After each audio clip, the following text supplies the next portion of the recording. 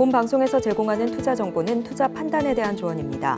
방송에서 제공하는 주식의 가치, 가격 상승 및 하락에 대해서는 방송사에서 보장하지 않습니다.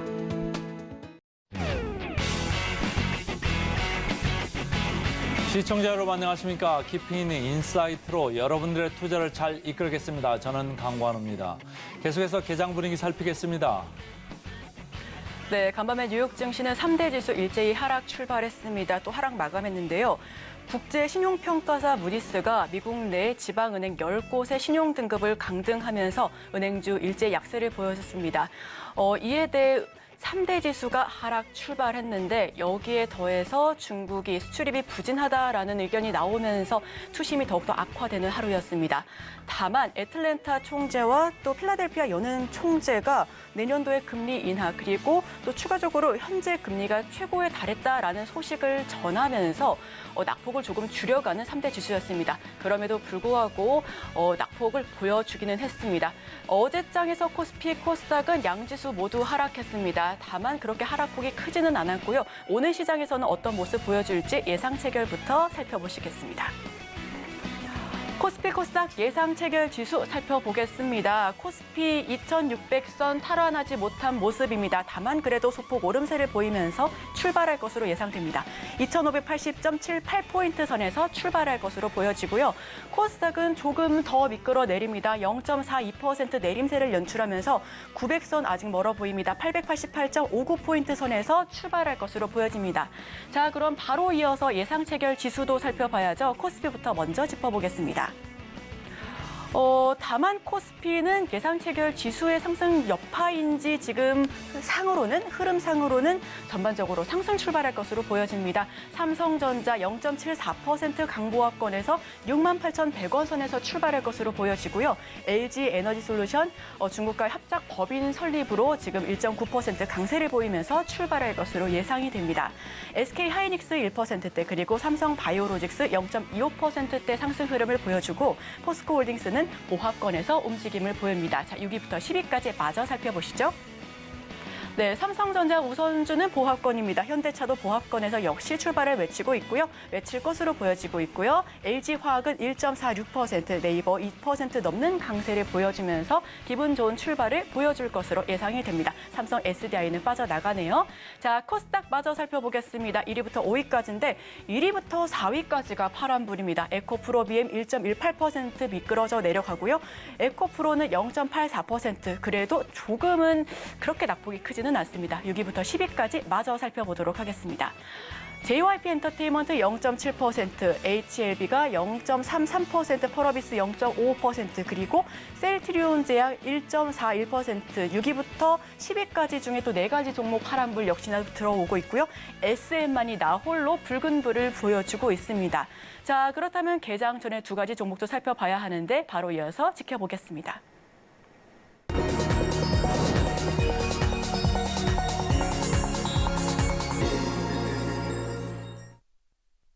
네, 개장 직전 상황 살펴봤습니다. 자, 그렇다면 지금 어떤 종목 담아봐야 할지 2가지 종목 이야기 나눠봐야겠죠? 바로 자산운용 윤정식 상무님 모셔보겠습니다. 어서 오세요. 네, 안녕하세요. 네, 상무님 안녕하십니까? 자, 첫 번째 종목부터 들어보겠습니다. 네, KB금융 첫 번째로 좀 말씀을 드리겠는데요.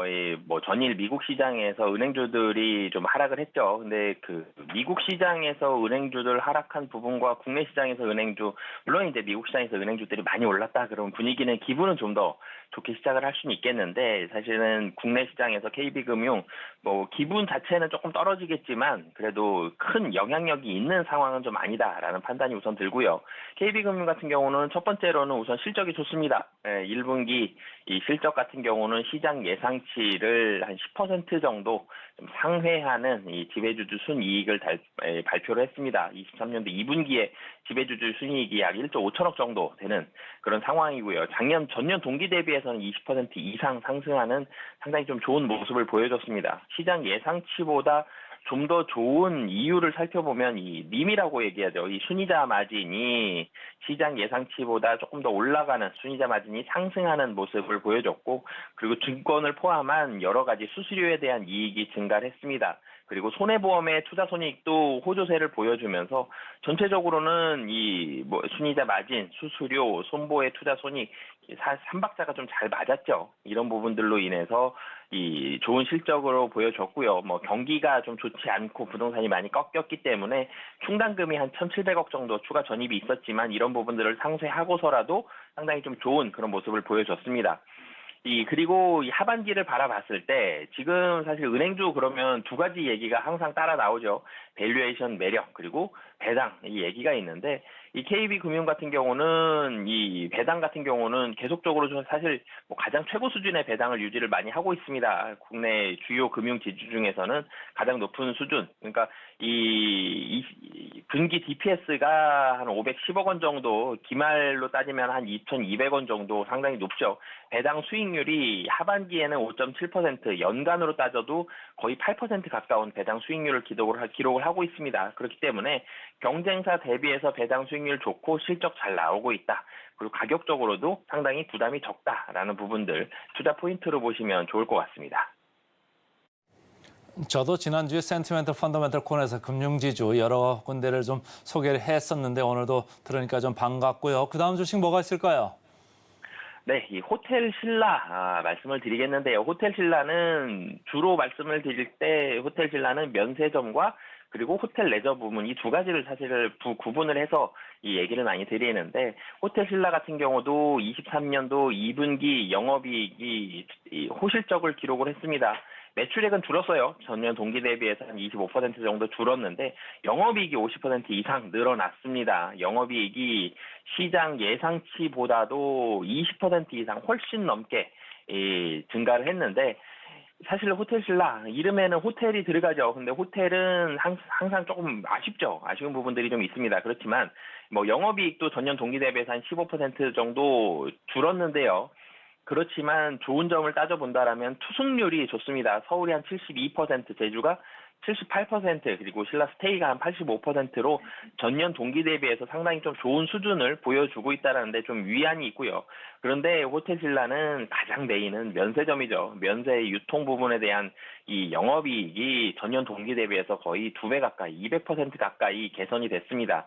소매 고객도 증가를 했고요. 해외점에 대한 영업이익도 증가를 했고 인건비는 줄어들었습니다. 이런 부분들에 있어서 호텔 신라 이 2분기 면세점을 중심으로 해서 상당히 좋은 이 실적을 보여줬고요.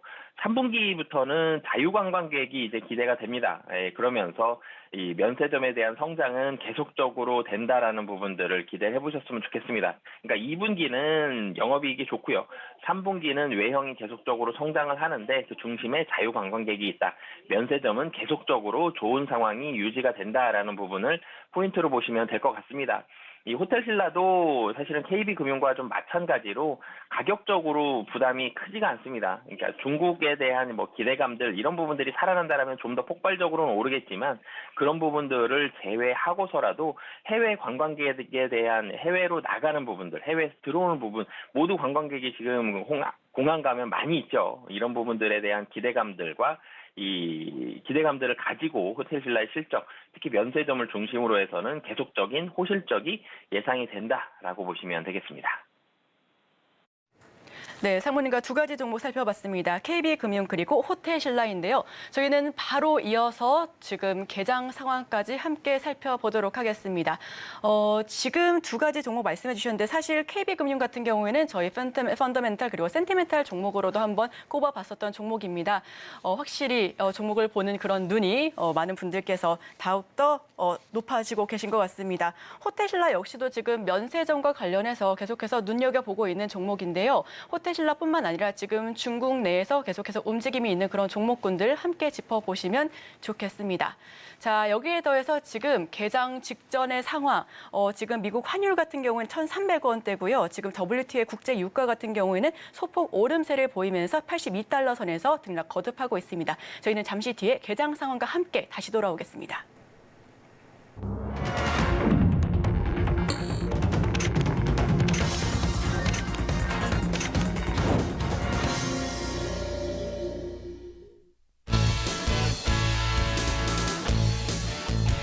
네, 수요일자 코스닥 활짝 문을 엽니다. 우리 시장 개장했습니다. 지금 현재 9시 08초 지나가는 시장입니다. 코스피, 코스닥 양지수, 어제는 양지수 모두 하락세를 보여줬습니다. 다만 지금 예상 체결 지수로는 양지수가 혼조 흐름을 보여줬는데요. 전날 뉴욕 증시는 은행주의 약세로 전반적인 업종 자체 투심을 이뤘습니다. 다만 유틸리티만이 소폭의 상승세를 보여줬는데 오늘 우리 시장은 우리 예상 체결가에서 지금 개장 직후의 상황 어떻게 상황 연결할지 또 종목군들은 어떤 상황을 보여줄지 한번 살펴봐야 할 것 같습니다. 자, 개장 지금 어떤 모습을 보여줄지 코스피, 코스닥 한번 살펴보면 좋을 것 같은데요. 코스피는 지금 살펴보면은 소폭의 오름세 그리고 코스닥은 소폭의 내림세를 연출하고 있습니다. 저희 화면을 통해서 더욱더 자세하게 짚어보도록 하겠습니다. 코스피 0.25% 상승세를 보여주고 있습니다. 2,580.32포인트 선을 보여주고 있고요. 코스닥은 소폭의 내림세 연출하고 있습니다. 890.65포인트 선에서 하락 출발합니다. 자, 그렇다면 우리 종목군들은 어떤 움직임을 보여줄지 화면을 통해서 코스피부터 살펴보도록 하겠습니다. 대장주 삼성전자 1% 넘는 기분 좋은 강세를 연출하고 있습니다. 사실 오늘 이재용 회장이 독일과 함께 전방산업, 자동차 전방산업에 대해서 이야기를 나눠보겠다라고 했고요. 또 시스템 반도체 비전 선언까지도 함께 이어집니다. 삼성전자 오늘 굉장히 흐름이 좋습니다. 시초부터 1.18% 상승 흐름을 보여주고 있고 삼성전자 우선주 역시 0.9% 상승세를 보여주고 있습니다. SK 하이닉스는 소폭의 밀림을 연출하고 있네요. 0.08% 보여주고 있고요. 다만 LG 에너지 솔루션도 1% 넘는 강세를 보여주고 있습니다. 중국과의 리사이클링 합작 법인 설립으로 인해서 폐배터리 전반적으로 상승세를 연출할 것으로 기대가 모아지는데 대장주 LG 에너지 솔루션 1% 넘는 강세를 보여주고 있습니다. 다만 포스코 퓨처엠, 포스코 홀딩스 오늘도 포스코 그룹주 조금 떨어집니다. 포스코 퓨처엠은 1.34% 그리고 포스코 홀딩스는 0.67% 빠져나가는 모습입니다. 자, 다음은 지금 현대차 한번 살펴보시면 좋겠는데요. 사실 이재용 회장의 자동차 전방 산업에 대한 더욱더 확대 의지를 표명하면서 자동차도 전반적으로 좀 탄력적으로 움직이지 않을까 하는 기대감 시초부터 있었습니다만 다만 현대차는 지금 0.27% 빠져나가는 모습입니다. 기아도 0.51%, 현대 모비스만이 소폭 올라가면서 0.88% 상승 흐름을 타고 있습니다. 자, 바로 이어서 코스닥도 살펴보도록 하겠습니다. 코스닥은 코스피보다는 조금 더 울긋불긋한 모습 혼조세를 연출하고 있습니다. 에코프로비엠 0.44% 상승 흐름 보여주고 있고요. 에코프로는 0.37% 빠져나가고 있습니다. 저희가 지난주, 지지난주는 에코프로비엠 그리고 에코프로 형제주가 정말 크게 올랐었고 크게 빠져갔었는데 오늘은 조금 쉬어가는 모습입니다. 크게 오르지도 크게 빠지지도 않는 그런 모습이고요. LNF 역시도 0.23% 소폭 오름세를 보여주면서 숨고르기 보여주고 있습니다. 반도체 한번 살펴보시면 좋겠습니다. SK 하이닉스와 삼성전자 이 대장주가 빠져나가면서 반도체 대장주 그리고 반도체 소부장 관련주도 역시나 하락세를 보여줬습니다. 다만 이재용 회장의 시스템 반도체 비전 선언에 의해서 삼성전자 오늘장 지금 1% 넘게 상승 흐름 보여주고 있고요. 이에 대한 기대감으로 지금 반도체 관련 코스닥 종목들 지금 상승 흐름 보여주고 있는 종목들 많습니다. 파두 같은 경우에는 지금 장 직후에 10% 가까이 상승하는 급등하는 모습 보여주고 있습니다. 9.15% 상승 흐름 보여주고 있고요. HPSP 같은 경우에는 0.97% 빠져나갑니다. 리노공업 0.63% 상승하고 있고 주성 엔지니어링은 0.38% 상승 흐름을 보여주고 있습니다. 심텍 0.7% 그리고 가온칩스가 3.7% 상승 흐름을 보여주고 있네요. 자, 바로 이어서 코스닥 다시 한번 살펴보도록 할 텐데요. 조선 쪽도 한번 살펴보시면 좋겠습니다. 어제장에서도 조선과 조선 기자재 한번 짚어봤었는데 오늘 장에서도 조선주 흐름 한번 짚어보시면 좋을 것 같고요. 오늘 함께 볼 부분은 오락문화 한번 다시금 짚어보도록 하겠습니다. 오락문화 지금 JYP 엔터테인먼트가 1% 넘게 빠져나가고 있습니다. 하반기 내내 실적을 좀 더 기대할 수 있는 여력을 모멘텀을 가지고 있는 오락문화가 오늘 장에서는 조금 움직임이 둔화한 모습 보여주고 있습니다. JYP 엔터테인먼트 1% 약세를 보여주고 있고요. SM 0.43%, SM이 지금 계속해서 강했었는데 오늘 장에서는 조금 쉬어갑니다. 다만 YG 엔터테인먼트가 1.6% 강세 보여주면서 빨간 흐름 보여주고 있습니다. 자, 전반적으로 지금 화면을 통해서 종목군들의 움직임 살펴봤습니다. 프로그램 매매 동향과 수급별 상황은 강관우 앵커와 함께 하시죠. 시장 개장하고 5분 정도 지금 지났습니다. 외국인들 현재 코스피는 약하게 좀 사고 있습니다. 그나마 다행이고요. 코스닥 마이너스 329억 순 매도를 하고 있네요. 기관들은 양시장에서 지금 전체적으로 팔고 있고 선물 시장에서 외국인들 기관들 크게 영향력은 현재까지는 보이지 않고 있습니다. 지금 시장이 2,588, 0.5% 좀 반등을 해가지고 좀 힘을 좀 내보고 있는데 프로그램 순매수 쪽을 보니까 말이죠. 네이버를 220억 순 매수를 하면서 지금 주가가 3.6% 이렇게 올라와 있고 카카오도 37억 순 매수를 하면서 2.7% 이렇게 올라와 있네요. 삼성전자 223억 순 매수를 하면서 1.6%. 반면에 SK 하이닉스는 오늘 프로그램 순 매도죠. 그래서 자, 상무님 오늘 보니까 말이죠. 네이버, 카카오 계속적으로 프로그램 쪽도 받치고 주가도 최근에 괜찮은데 어떻게 보고 계십니까? 네, 최근에 사실 이 플랫폼 기업들이 수급 상위에 사실 올라오는 경우들이 굉장히 자주 있습니다. 지난주 그랬고요. 그 전주에도 그랬고, 이 네이버가 먼저 사실 수급 상위에 올라왔었고, 그 중심에 기관이 많이 수급이 들어왔었죠. 그러다가 사실 네이버, 카카오 그때는 비교가 처음에는 좀 됐었어요. 네이버 실적은 좋은데 카카오 실적 좀 떨어진다. 그리고 향후에 대해서도 네이버 AI에 대한 부분들, 이런 부분들 대응을 상당히 좀 잘하면서 잘 치고 나가는데 카카오 좀 부족한 거 아니냐. 그리고 실적도 조금 아쉬웠죠. 카카오페이도 그렇고 증권 쪽에 있어서의 실적이 좀 아쉽다. 이런 분석들이 나오면서 조금 처음에는 네이버가 먼저 치고 나가는 모습 보여주다가 지난주에는 사실 같이 좀 나오는 모습을 보여줬죠. 두 가지의 이유가 작용을 한 것 같습니다. 한 가지는 너무 특정 종목으로 쏠렸던 수급들, 이 2차 전지 쪽으로 많이 쏠렸던 수급들이 다른 쪽으로 좀 분산되는 그런 효과들 그런 현상들이 발생을 하는데 살펴보니까 네이버와 카카오 시가총액 상위 종목에 있는데 너무 안 샀었죠. 그래서 포트폴리오에서 일정 부분 들어가는 이런 수급이 들어오는 게 한 가지가 있고요. 또 한 가지는 지금 실적 좀 부진했는데 하반기에는 이거보다는 좀 나아질 거고 그리고 가격적으로도 상당히 좀 싸다. 가격이 좀 싸다라는 부분들. 그러니까 시장이 불안할 때는 가격이 높은 종목들을 손이 잘 안 나갑니다. 개인들도 그렇지만 기관들도 마찬가지거든요. 그런데 네이버, 카카오 이제는 너무 가격이 싸서 손이 나가기가 좀 부담이 좀 덜해졌죠. 이런 부분들까지 있기 때문에 이 기관들 중심으로 해서 수급이 좀 들어오는 그런 현상들이 나타나는데 보통 가격이 싸서 수급이 들어갈 때는 상승에는 좀 제한 좀 있습니다. 단기적으로는 좀 빠르게 올라가지만 상승률에 있어서는 어느 정도 올라간 이후에는 좀 탄력은 좀 둔화될 수 있다는 점 염두를 해두시고 투자를 하시면 좋을 것 같습니다. 자, 오늘 프로그램 순매수 상위에 또 있는 게 삼성전자인데요. 삼성전자 최근에 7만 전지 슬금슬금 뒷걸음질 치고 있는 가운데 미국에서도 마이크론 테크놀로지 주가가 연이 이틀 지금 안 좋아서 좀 걱정을 했는데 오늘 다행히 삼성전자가 반등을 1.6% 해줘서 좀 다행이긴 합니다만은 최근에 IT주의 이게 상대적인 약세 이거 어떻게 좀 봐야 될까요? 이것도 사실은 좀 전에 네이버, 카카오 말씀드렸던 것처럼 이 특정 종목 쏠림 현상 완화. 사실 이 포스코 그룹주, 에코프로 그룹주가 많이 올라가면 지수는 올라갑니다. 지수의 상승에는 긍정적인 면이 있었는데 그 외에 종목별로 보면 긍정적인 면이 사실은 하나도 없죠. 부정적인 면이 너무 많습니다.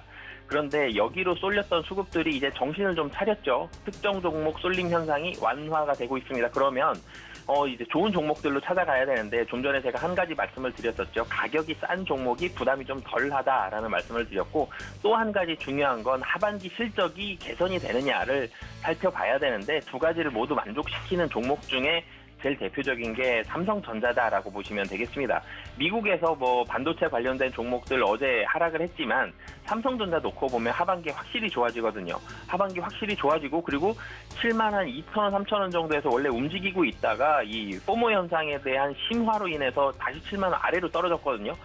지금 보니까 가격도 싸 보이죠. 그래서 하반기 실적 좋아지는데 가격도 좀 싸다라고 시장이 좀 이성을 찾아간 상황에서 다시 수급이 들어온다라고 보시면 되겠고요. 마침 오늘 또 외국인의 매수, 굉장히 대규모의 매수가 코스피에 들어오는 건 아니지만 그래도 이 전기전자, 특히 삼성전자로 외국인의 매수가 상당히 많이 집중돼서 들어오고 있다라는 점. 외국인도 국내 시장 살 때 1번은 삼성전자죠. 그래서 외국인의 수급과 같이 좀 연결지어 보셔도 좋을 것 같습니다.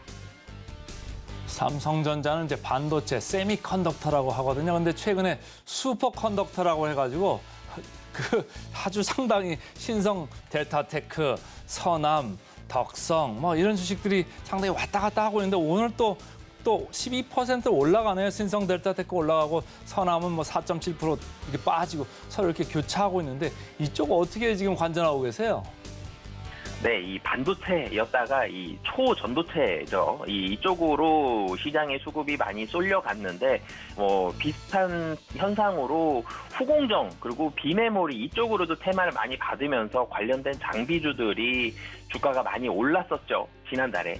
이런 현상과 비슷하게 보시면 좋을 것 같습니다. 초전도체, 이 슈퍼컨덕터가 분명히 시장이 관심을 받고 있고 시장이 상당히 빠른 속도로 커지고 있습니다. 그렇기 때문에 관심을 갖는 건 맞는데요. 이 단기에 시작할 때 초기에는 빠른 속도로 올라가죠. 그리고 좀 쉽니다. 특징이. 그리고 그 다음에는 실적을 확인을 하게 되는데요. 지금은 완전히 초기 단계, 빠른 속도로 올라가는 단계다라고 보시면 될 것 같습니다. 근데 빠른 속도로 올라갈 때는 계속 올라가진 않아요. 그렇기 때문에 이 주가 좀 단기적인 매매로 좀 자신이 있으신 분들만 좀 관심을 가지셨으면 좋겠고요. 아니면 아예 길게 봐서 주가가 좀 횡보해도 시간적으로 난 좀 여유가 있다라는 분들은 관심 있게 보셔도 좋을 것 같습니다. 좀 전에 말씀드렸듯이 초기에는 좀 빨리 올라가고요. 그 다음에 좀 쉬고요. 그 다음에 실적 확인하고 다시 올라갈 수 있기 때문에 이 흐름들을 기억하시고 투자에 대한 판단하시면 좋을 것 같습니다. 오늘 그 윤상무께서 이제 전체적으로 이게 순환매적으로 좀 보는 경향이 좀 있다 이런 얘기를 하고 있는 가운데 오늘 보니까 제약바이오가 오늘 많이 올라가고 있어요. SK바이오팜 오늘 그 프로그램 순매수까지 이렇게 들어오면서 좀 올라가고 있고 셀트리온도 약하지만은 프로그램 순매수로 이렇게 올라오고 있습니다. 미국에서 이제 간밤에 19112가 주가가 아주 많이 올라간 거에 또 영향을 또 받는 측면이 있는 것도 같은데 이쪽 제약바이오 최근에 좀 어떻게 보면 매기가 좀 올라오고 있다 이런 거를 어떻게 좀 따라잡을까요? 아니면 그냥 방관할까요?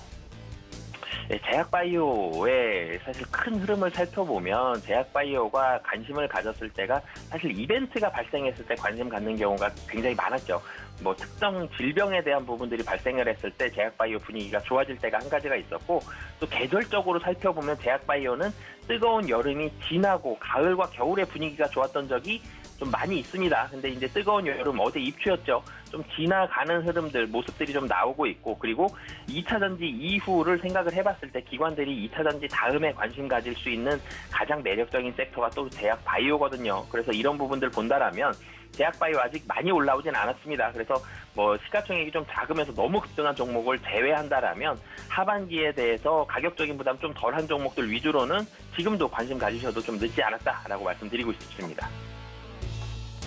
오늘 그 아침에 그 KB금융 이렇게 말씀을 하시면서도 이제 뭐 배당 얘기도 했고 전체적으로 저평가 주식이다 이런 얘기를 했습니다만 그 전에 좀 말씀하신 그 종목 중에 하나가 기억나는 게 SOE라는 주식이 기억나거든요. 최근에 이제 주가가 좀 많이 올라가지고요. 어제는 조금 밀렸습니다만 SOE 주가가 최근에 상당히 좋았어요. 시클리컬 중에서도 특히 정유, 리파이너리 쪽이 뭐 재고평가 손실이 많이 나던 게 이제 이익 쪽으로 좀 돌지 않겠냐 이런 기대감도 있었던 것 같고 뭐 배당 쪽에 관해서 이제 어쨌든 이제 가을로 좀 접어들면은 배당 관련주들이 좀 매력이 있는 거 아닌가 이런 생각으로 SOE도 사는 것 같고 뭐 금융주도 좀 건드리는 것 같은데 이쪽을 어떻게 봐야 될까요? 네, 우선은 SOE를 사실 제일 처음에 관심 가졌을 때는 금융주들하고 사실 비슷한 컨셉의 시각이었습니다. 가격적으로 부담이 좀 덜하다라는 말씀을 제가 드렸던 것 같은데요. 이 당시에 이제 에코프로그룹 쪽 한창 분위기가 좋았을 때였는데 에코프로그룹 쪽 매수 따라잡기에는 좀 부담스럽죠. 그럼 에코프로 이후에 결국은 이 2차 전지가 끝날 텐데 그 이유를 어떻게 생각을 해봐야 되느냐라는 부분들 봤을 때 하반기 실적 기대하면서 가격적으로 좀 부담이 덜한 종목으로 첫 번째로 관심을 가졌었고 이 당시에 정제 마진이 한 6달러, 5달러에서 한 7달러 사이 정도를 움직이고 있었습니다.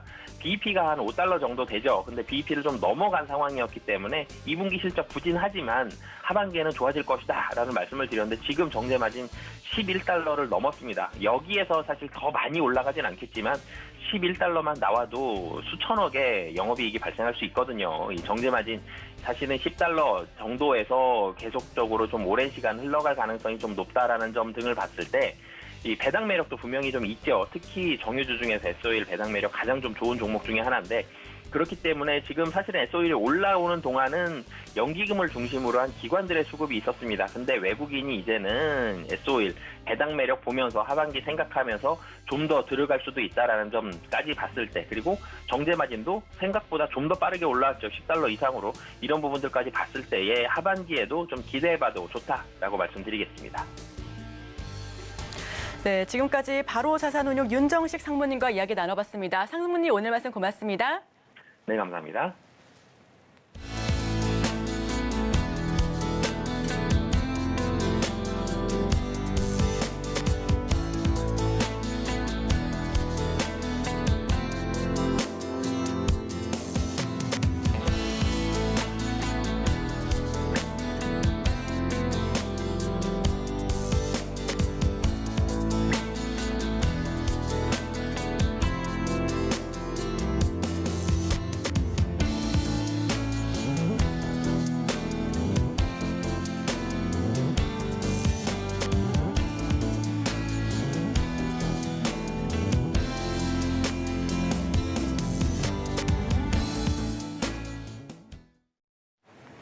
네, 이어서 개장 특징주 살펴보도록 하겠습니다. 오늘 함께 하실 분은요, 스탁솔루션 이슬희 전문가 모십니다. 어서 오세요. 네, 안녕하세요.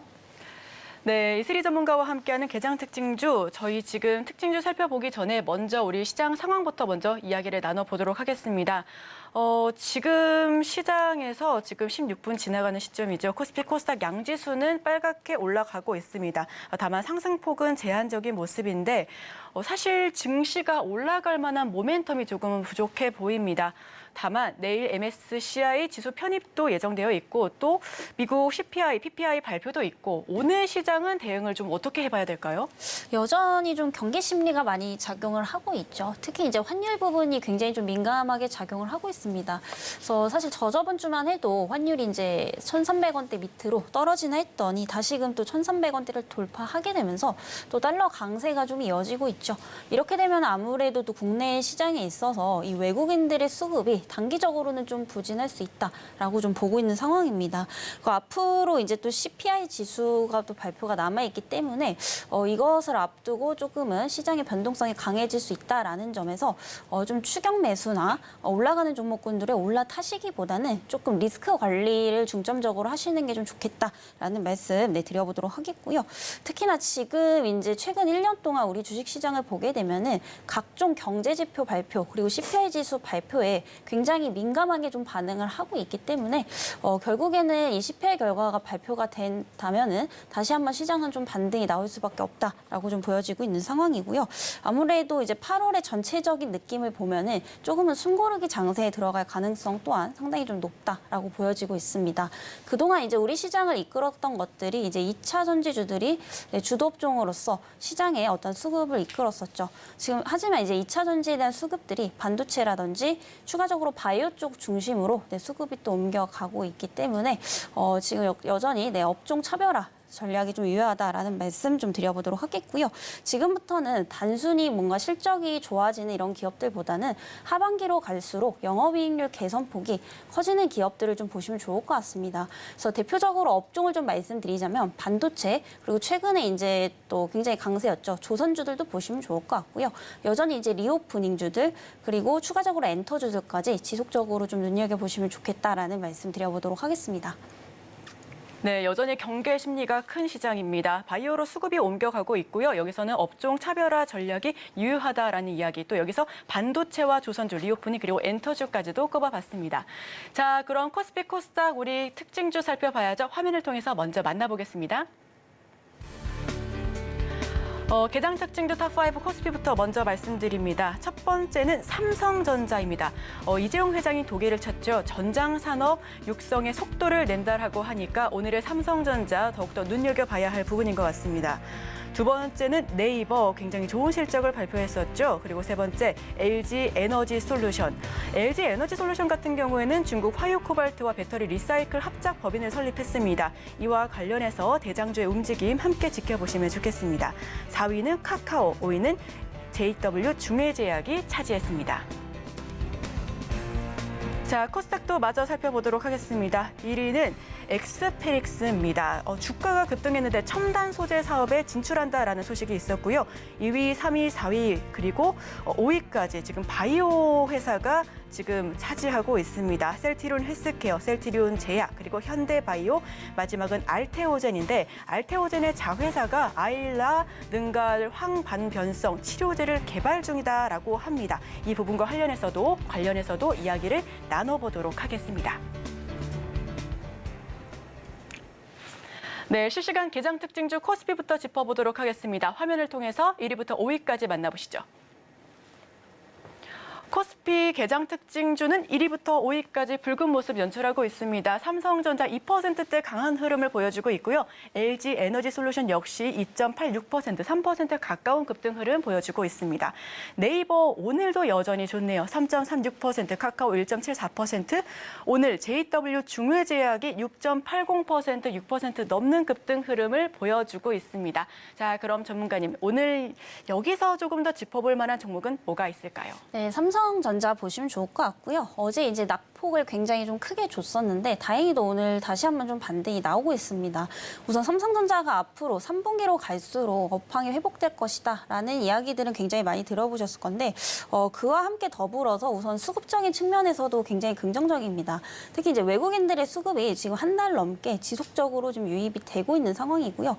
외국인들의 최근 수급이 이제 시장에서 굉장히 부진하다라는 점을 감안해 본다면 그만큼 삼성전자는 굉장히 좀 저평가되어 있다라고 좀 보시면 될 것 같습니다. 그래서 지금 바닥권에서부터 꾸준한 어떤 매집이 좀 보여지고 있는 상황이고요. 삼성전자 같은 경우에는 특히 이제 1분기, 2분기에 대한 어떤 실적 기대감은 이미 이제 기대치가 많이 낮았었기 때문에 최근 2분기 실적이 좀 부진했어도 타격이 좀 덜한 모습이죠. 앞으로 3분기, 4분기에 대한 기대감을 충분히 좀 가져가 볼 수 있겠다라고 좀 보여지고 있는 상황입니다. 특히 이제 감산에 대한 어떤 효과들도 점진적으로 지금 들어가고 있고요. 또 이제 디램에 대한 업황 회복들도 지금 점진적으로 이루어지고 있기 때문에 반도체의 업황은 앞으로 하반기로 갈수록 좋아질 수밖에 없다라고 좀 말씀드리고 싶습니다. 특히 최근에 또 이제 유가가 급등을 하게 되면서 반도체에 대한 판매 가격 단가도 올라갈 수밖에 없다라는 점에서 추가적인 어떤 수익성 개선, 회복까지도 좀 기대를 해볼 수 있다라고 보여지고 있는 상황이고요. 삼성전자 같은 경우에는 현재 전고점인 73,000원대는 크게 좀 돌파를 하지 못하는 모습입니다. 아무래도 지금 박스권 72,500원대에서 68,000원대까지 다시 한번 박스권을 그리면서 우상향할 가능성이 높기 때문에 7만 원 이하대에서는 분할 관점으로 충분히 접근 가능하다라는 점 말씀드리도록 하겠고요. 목표가는 좀 중장기적 관점에서 8만 원대까지 제시를 드려보도록 하겠습니다.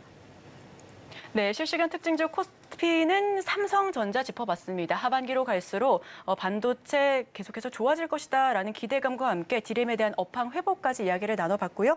중장기적 관점에서 목표가 8만 원 선 제시해 주셨습니다. 자, 그렇다면 코스닥도 살펴봐야죠. 코스닥 1위부터 5위까지 화면을 통해서 짚어보겠습니다. 오늘은 코스닥도 분위기가 굉장히 좋습니다. 셀트리온 헬스케어가 2%대, 그리고 셀트리온 제약도 2%대, 알테오젠 3%대 강세를 보여주고 있고요. 지금 전반적으로 2%대부터 7%대까지 급등 흐름 연출하고 있습니다. 자, 전문가님, 여기서는 어떤 종목을 조금 더 주목하면 될까요? 네, 셀트리온 헬스케어 보시면 좋을 것 같고요. 최근에 이제 흐름이 굉장히 좋습니다. 특히 이제 바이오주들 같은 경우에는 아직까지 이런 기대감들 충분히 이제 주가에 반영이 되고 있지 않기 때문에 가격적인 부담도 굉장히 적은 자리다 이렇게 좀 보여지고 있고요. 최근 이제 바이오주들이 향후 2년 동안 굉장히 좀 힘이 없었던 그런 상황이죠. 아무래도 이제 엔데믹화가 좀 진행이 되면서 상대적으로 이제 바이오주들의 어떤 기대감들을 많이 좀 잃어버렸던 모습인데 최근에는 다시금 주가가 좀 반등을 하고 있습니다. 굉장히 좀 긍정적인 요소들이 이제 많이 나오고 있는데 특히 이제 우리 국내 시장에서 주목해 볼 만한 부분들은 드디어 이제 2차 전지 관련주들의 매물이 계속해서 좀 출회가 되고 있다라는 거고요. 그동안 이제 2차 전지 중심에 있었던 수급들이 바이오라든지 반도체 상대적으로 좀 저평가되어 있는 종목군들에 들어오고 있다라는 겁니다. 특히 이제 바이오 업종 전반적인 것 자체가 굉장히 좀 좋게 볼 수밖에 없는 게 최근에 이제 헬스케어 쪽에 ETF 중심으로 기관들 매수세가 좀 들어오고 있다라는 점에서 국내 바이오 기업들에게도 긍정적인 좀 영향을 줄 수 있겠다라는 점 말씀드려보도록 하겠고요. 지금 셀트리온 헬스케어 헬스케어 같은 경우에 68,500원대에 형성이 되고 있습니다. 지금까지도 저는 좀 충분히 접근 가능하다 이렇게 좀 말씀드리겠고요. 시장의 어떠한 변동성을 감안해 본다면은 65,000원 이하대까지 좀 떨어질 수는 있기 때문에 항상 분할 관점으로 접근을 하시면 좋을 것 같다라는 말씀드리도록 하겠습니다. 그 정고점이 이제 81,400원대인데 단기적으로도 충분히 좀 갈 수 있는 자리다라고 좀 판단이 되고 있고요. 수급적인 측면에서도 지금 바닥권에서 좀 들어오고 있는 상황이기 때문에 충분히 같이 접근 가능한 구간이다 이렇게 좀 말씀을 드려보도록 하겠습니다. 저희 코스닥은 셀트리온 헬스케어를 짚어봤습니다. 지금 가격 부담이 적다라는 장점이 있고요. 2차 전지 매물이 다른 섹터군으로 넘어가는 과정 중에서 바이오 쪽 한번 살펴보시면 좋겠다라는 의견, 그리고 헬스케어 쪽 ETF 매수세가 들어오고 있기 때문에 국내 바이오 기업에 굉장히 긍정적인 영향을 미치고 있다라는 점 함께 참고해 보시면 좋겠습니다. 자, 저희는 바로 이어서 따라가 말할 시간으로 넘어갈 텐데요. 화면 먼저 살펴보시고 바로 이야기 나눠보도록 하겠습니다.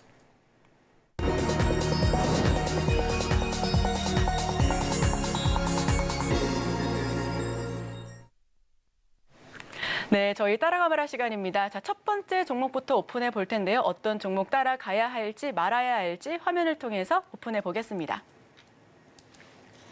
네, 첫 번째 종목은 제주항공입니다.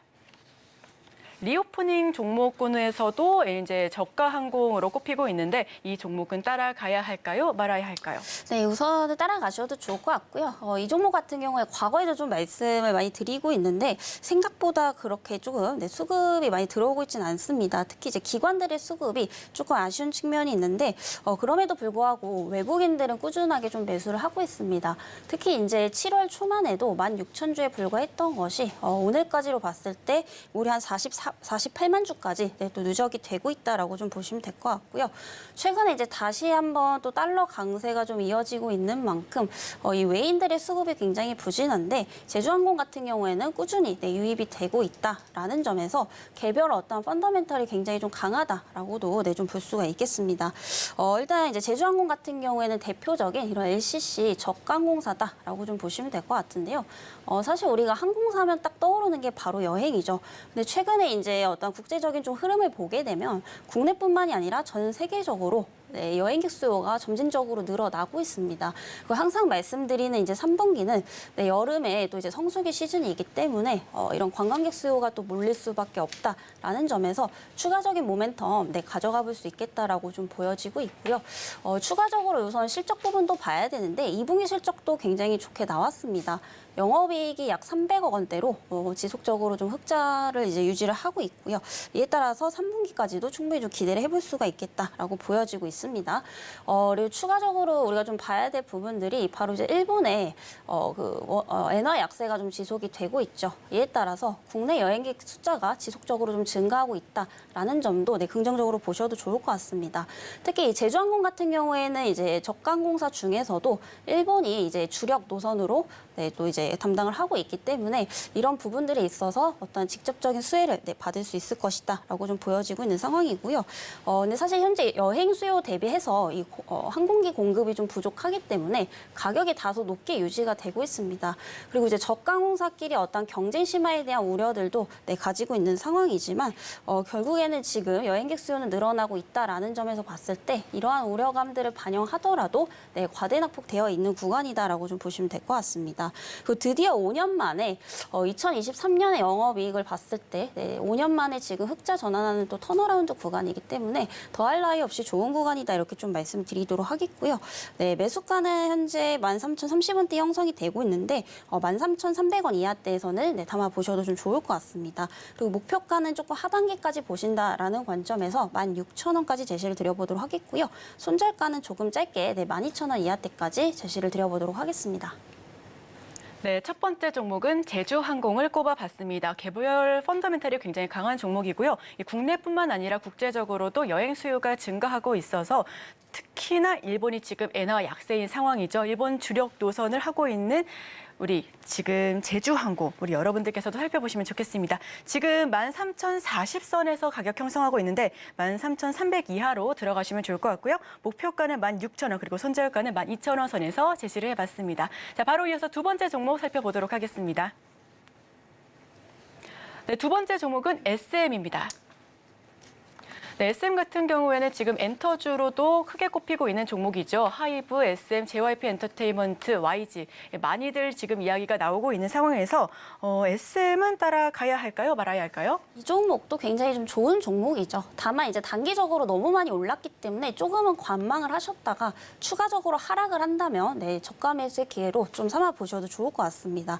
SM 역시도 최근 수급 흐름이 굉장히 좋습니다. 특히 이제 기관의 누적 매수세가 60만 주를 또 돌파를 하고 있는 상황이고요. 이 엔터주의 경우에는 사실 상반기부터 굉장히 강했던 업종인데 상반기에 그칠 것이 아니라 하반기로 갈수록 영업이익률의 어떤 개선폭이 훨씬 더 커질 수밖에 없기 때문에 조금 중장기적 관점에서 바라보셔도 좋을 것 같습니다. 그래서 최근 이제 2분기 또 잠정 실적을 발표를 했는데 굉장히 좋게 나왔죠. 매출액 같은 경우에는 이제 전년 동기 대비 한 30%가량 또 증가를 할 것으로 보이고 있고요. 또 영업이익 역시도 기존에 시장이 예상했던 것보다도 훨씬 더 상회하는 수치인 15%가량 급증을 할 것으로 또 예상이 되고 있는 상황입니다. 이런 호실적의 배경에는 최근에 이제 그 리오프닝 시대를 맞이하면서 콘서트에 대한 횟수가 많이 증가했죠. 이런 부분들이 이제 매출액으로 연결이 되고 있고 또 추가적으로 이제 앨범 판매량도 지속적으로 늘어나고 있다라는 겁니다. 이에 따라서 이제 아티스트들의 인기가 많아질수록 또 그에서 파생되는 MD 상품들의 판매량 또한 지금 높아지고 있다라는 점에서 긍정적으로 보셔도 좋을 것 같고요. 그리고 엔터주의 경우에는 단순히 실적뿐만이 아니라 최근에 이제 산업의 확장이 좀 이루어지고 있습니다. K-팝의 인기가 현재 국내뿐만이 아니라 해외에서도 지속적으로 증가를 하고 있는 상황이죠. SM 역시 여기에 발빠르게 맞춰서 카카오엔터와 함께 또 협력을 할 것으로 보이고 있습니다. 북미 쪽에서도 지금 법인 합작 설립을 할 것으로 좀 보이고 있기 때문에 앞으로 이제 추가적으로 아티스트들의 라인업이 확대될 것으로 좀 보여지고 있는 상황이고요. 이에 따라 좀 활동지라든지 활동할 수 있는 아티스트들의 범위가 굉장히 넓어질 것으로 보이고 있습니다. 아무래도 또 활동지가 넓어지게 되고 팬덤층이 깊어지게 되면은 앨범 판매량 그리고 MD 상품 매출 그리고 콘서트 수익까지도 또 연결이 개선될 수 있기 때문에 하반기로 갈수록 이익률은 더 좋아질 수밖에 없다라고 좀 보여지고 있습니다. 그리고 추가적으로 좀 보셔야 될 게 3분기와 4분기에 기존의 이제 주력 아티스트들의 또 컴백이 이어지고 있는 만큼 거의 대부분의 기대 요소들이 하반기로 갈수록 이어진다라고 좀 보시면 될 것 같고요. 그리고 올해 전체적으로 이제 역대 최대 실적이 또 이제 예상이 되고 있습니다. 올해 이제 예상 전체 매출액이 한 1조 원대가 넘어갈 것으로 또 보이고 있는 상황이고요.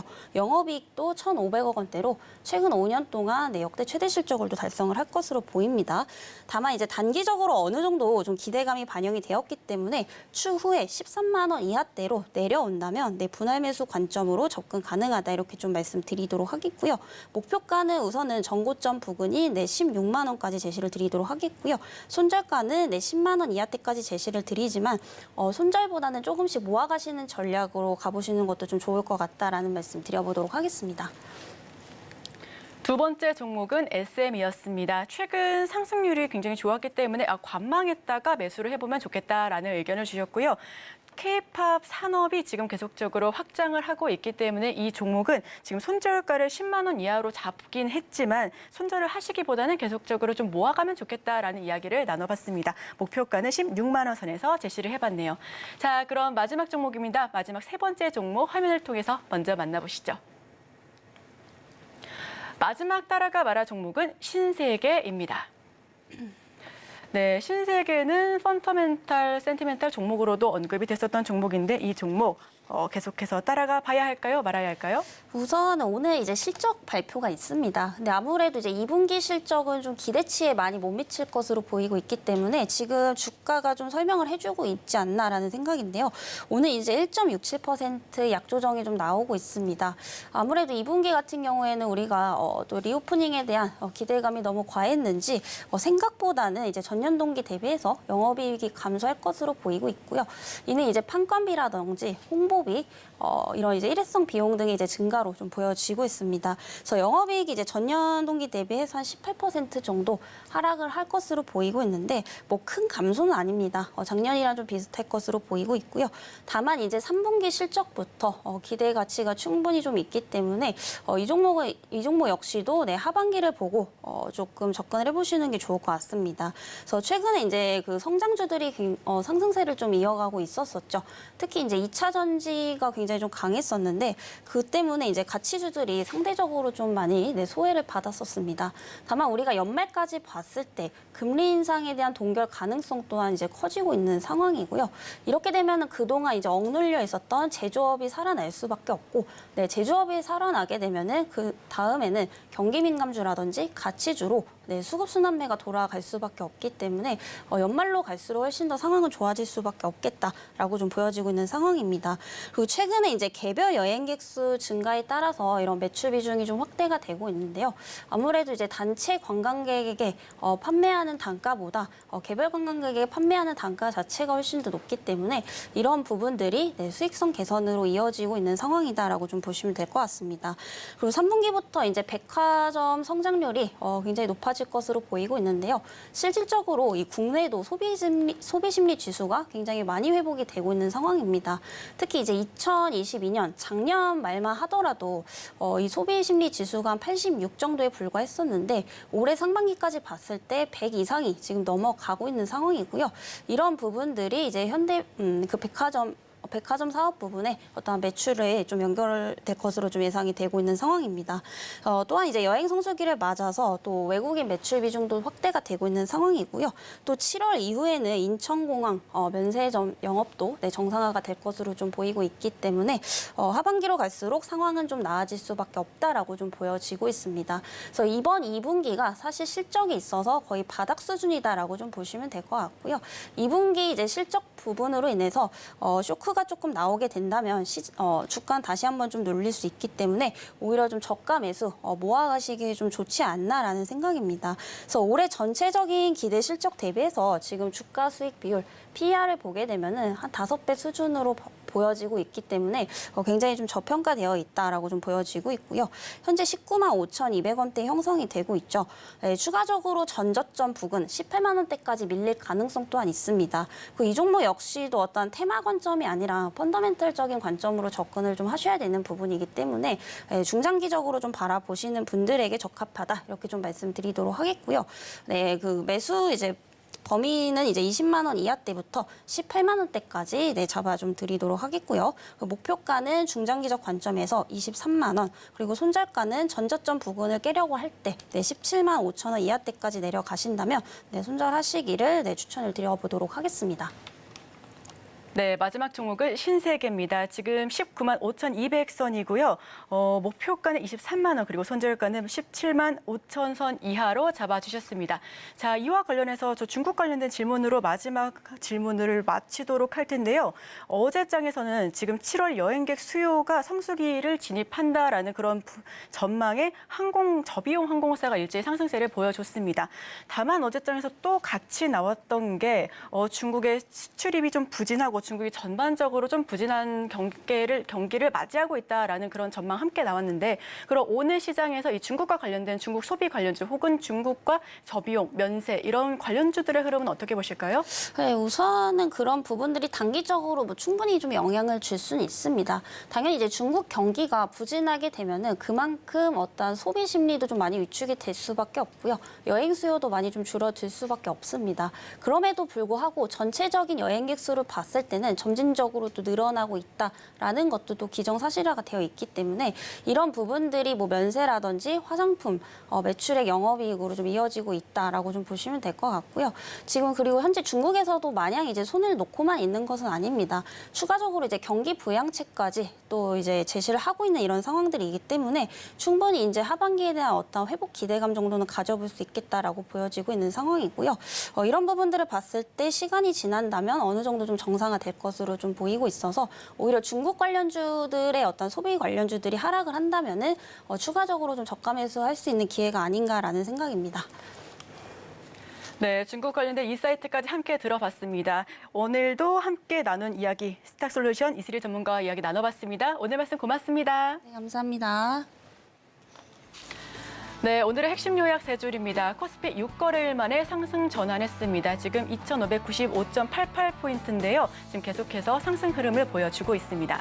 개장 전 지금 사야 할 종목으로는 KB금융 그리고 호텔신라를 꼽아봤고요. 마지막 따라가 말할 시간에는 제주항공과 SM, 신세계 이 세 가지 모두 담아보자라는 의견인데 SM 같은 경우에는 관망 후에 담아보자라는 의견 추가적으로 더욱더 나눠봤습니다. 네, 오늘 증시 후 여기서 마치도록 하겠습니다. 저희는 내일 다시 더욱더 힘차게 찾아뵙도록 하겠습니다. 시청해주신 여러분 고맙습니다.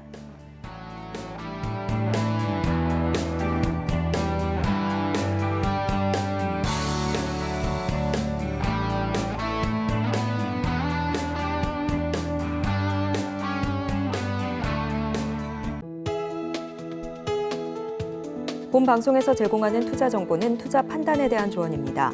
방송에서 제공하는 주식의 가치, 가격 상승 및 하락에 대해서는 방송사에서 보장하지 않습니다.